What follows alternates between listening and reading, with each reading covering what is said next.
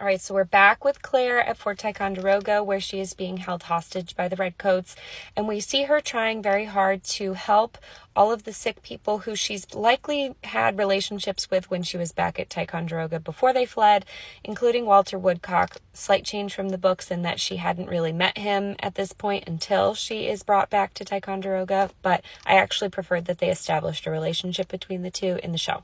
I also appreciated that he refers to Jamie as Big Red because the character does that in the books as well, and I liked that little nod. Meanwhile, we cut back to William, who is just now being reacquainted with his superior officers, specifically Captain Richardson, who had originally sent him on his mission to deliver those letters to people that he has now confirmed are rebels.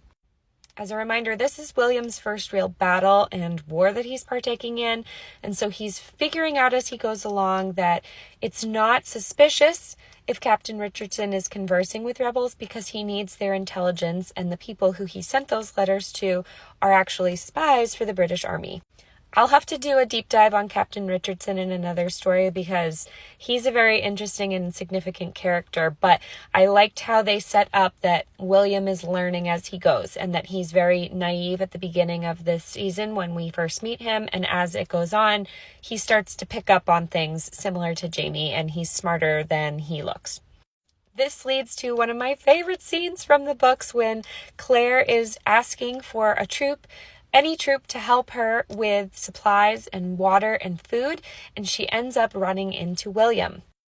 This scene was shot quite differently from the books. I'll put plenty of snippets up here from the book so you can compare the two, but William does not recognize Claire in the books. Claire recognizes William immediately.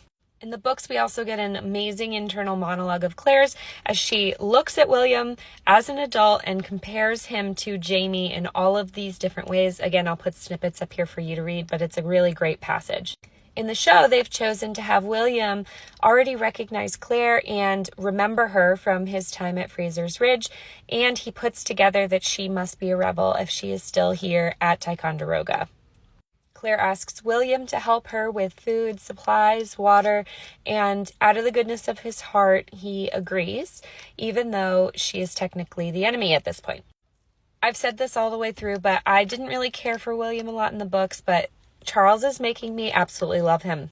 William sends this man, Sandy Hammond, to deliver the supplies to Claire as she requested. Claire asks, "How did you know who I was?" And we get this famous line from the books. Come back for part 3.